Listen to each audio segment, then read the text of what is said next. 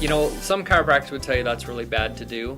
If it relieves pain or relieves stiffness, go for it. The thing is you shouldn't be able to do that. Your back should be stable enough to where you shouldn't be able to move and crack your back in any way.